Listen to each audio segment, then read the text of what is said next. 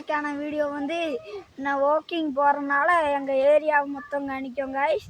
அதனால் இன்றைக்கி என்னமோ அதிசயமாக இருக்குது.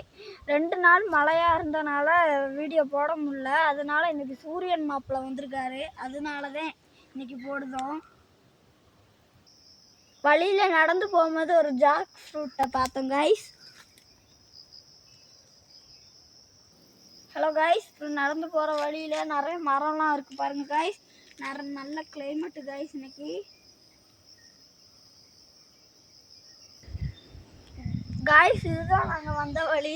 கீழே போனால் சர்ச்சு, இது வந்து சர்ச்சுக்கு போர்டு.